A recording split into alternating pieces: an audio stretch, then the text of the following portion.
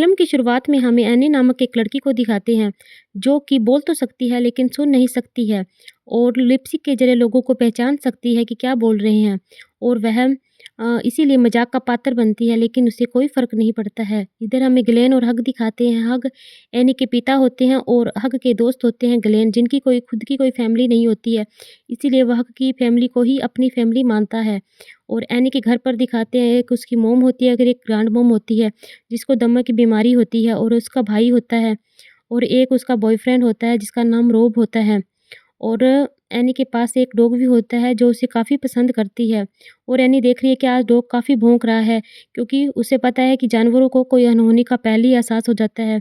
और फिर वह ऊपर जाके देखती है, वो काफ़ी मिलिट्री के हेलीकॉप्टर जा रहे होते हैं। फिर वह अपने कमरे में सोने आ जाते हैं। वहाँ पर उसका बॉयफ्रेंड उसे एक वीडियो भेजता है जिसमें काफ़ी क्रिएचर का एक वीडियो होता है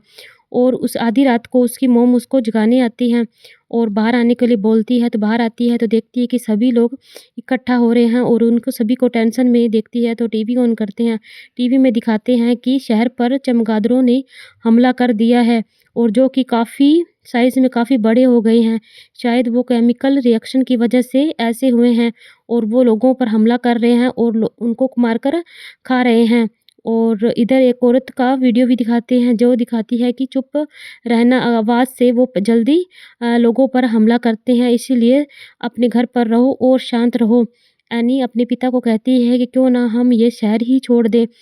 तो उसके पिता कहते हैं नहीं, हम यहाँ घर पर सेफ है, लेकिन एनी नहीं मानती और वो अपने पिता को कहती है, तो उनका पिता और उसका पिता का दोस्त ग्लेन भी मान जाता है और वो सब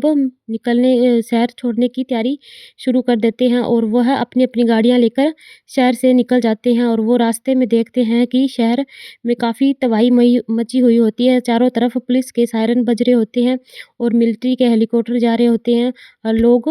शहर को छोड़ने निकलते हैं। और तभी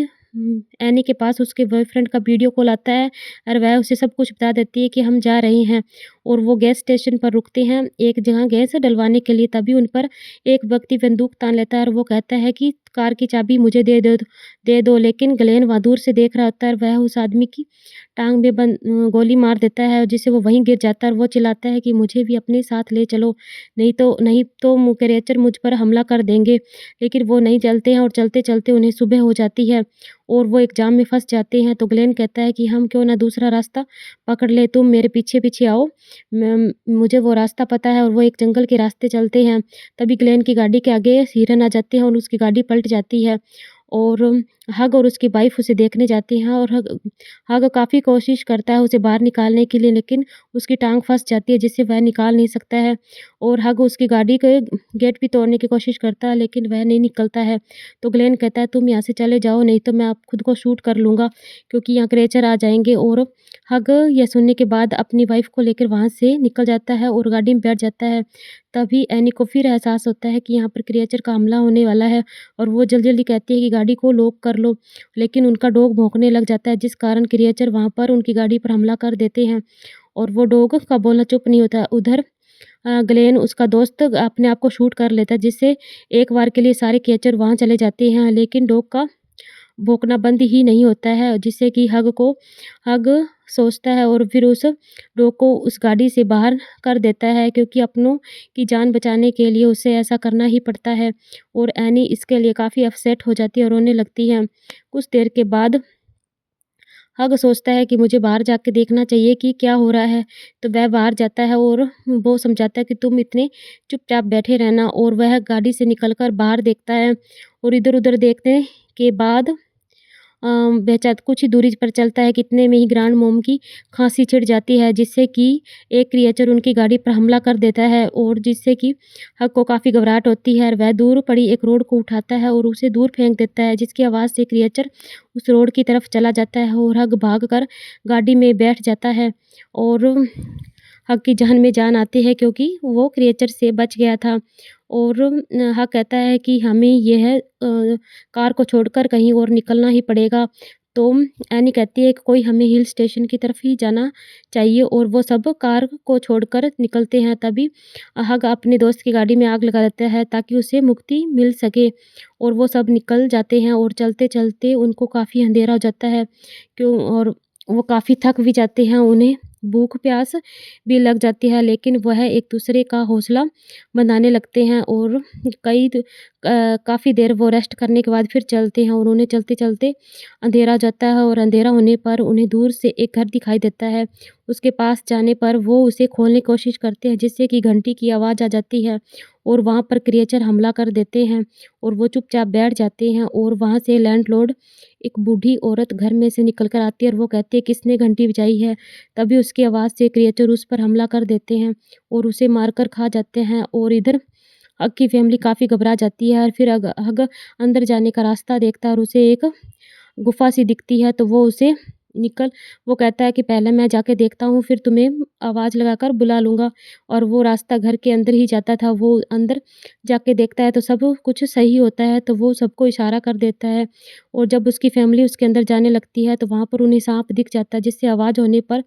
क्रिएचर उनकी तरफ अट्रैक्टिव होकर आ जाता है और वो ग्रैंड मॉम की टाँग को पकड़ लेता है। इतने में ही हग इधर एक मशीन ऑन करके उसे आवाज़ कर देता है, जिससे कि क्रिएचर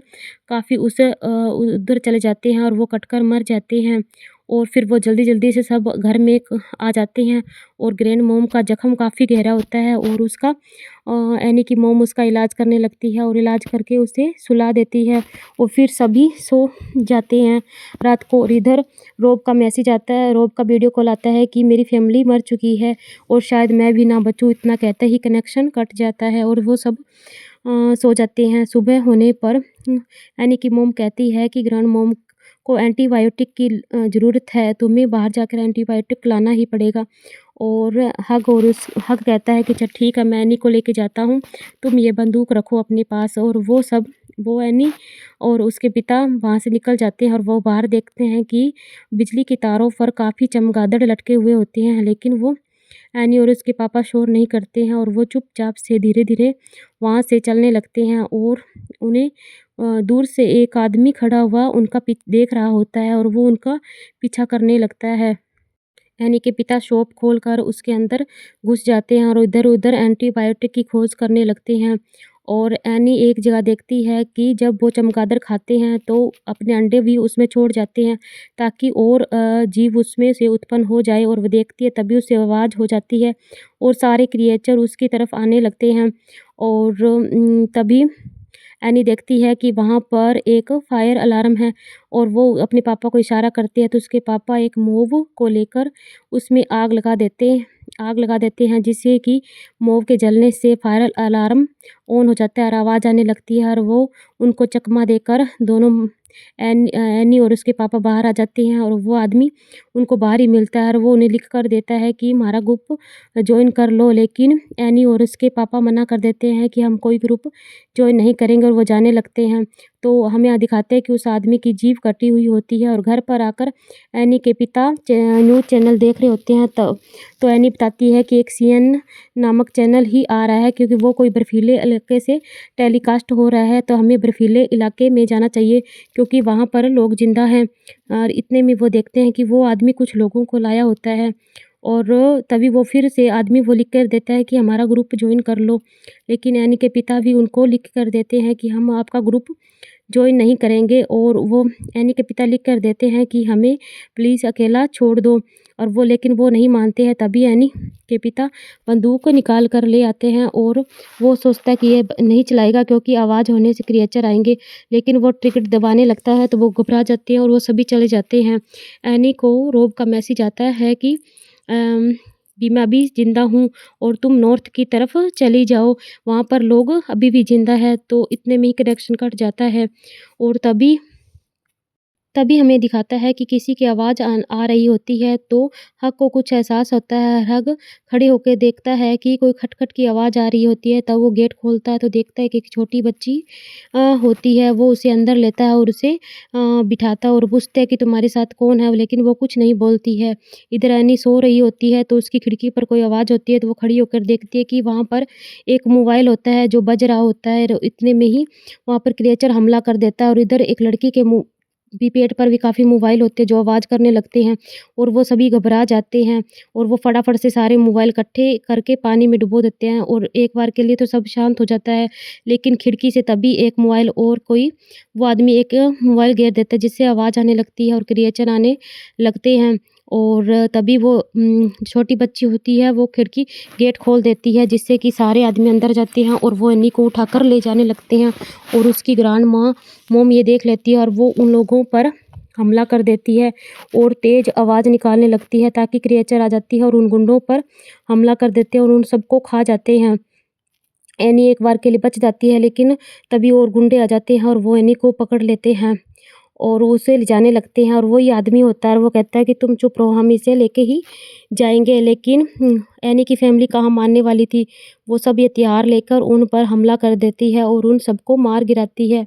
लेकिन वो उस लड़की और उसकी माँ को नहीं मारते हैं क्योंकि उन्हें पता है कि हमारी उनकी तरह उन्हें भी लाया गया होगा और फिर वो अपने सफ़र के लिए सब फैमिली निकल जाते हैं और वो धीरे-धीरे कर